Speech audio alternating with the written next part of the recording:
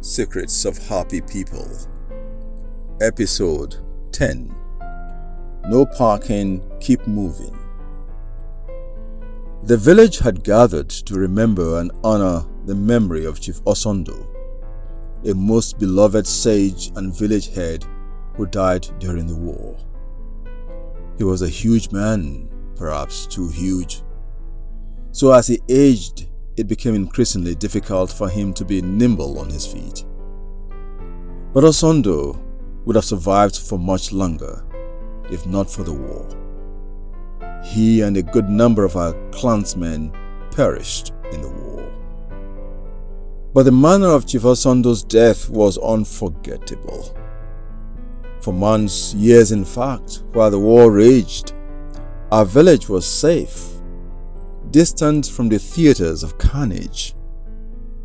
We only heard horrendous stories of the goings-on in faraway places and hoped that it would not be our lot.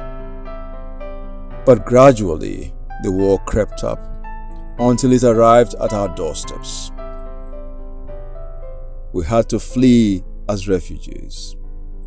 As the imminent capture of our village loomed, announced by the incessant thunder of heavy artillery, we knew we could no longer wait. Households packed up the most basic needs and thronged onto the dusty road to join the convoy of refugees. As we headed out, Chief Osondo advised that we stick together as a community so that we could support one another. The deafening sounds of bombs and mortars exploding nearby was our company. Everyone except sucklings walked, hobbled, or limped along as was necessary. It was tough and terribly difficult for the old and infirm. Because we stuck together as a community, they slowed our convoy down almost to a fatal crawl in the circumstance. It was clear that at the pace we were moving, death's angels were going to catch up with us sooner than later. It was at this point that Chief Osondo ordered that the rest of us should move ahead and leave them behind. There was hesitation all round, but he insisted, ordering us to move on. Tearfully, we did, knowing that would be the last time we would see him and the rest of the elderly and infirm alive. As we sang hymns today in remembrance of him and the others, I could not help reflecting on life as a whole, as some sort of war itself.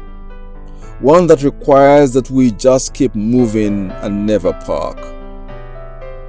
For the ones who park and give up, die. To live, we all just have to keep moving, imitating something akin to the attitude of the happy ones who keep going no matter what life throws at them. Each time they fall, they stand up, dust themselves, and keep moving. And it matters little how many times they fall.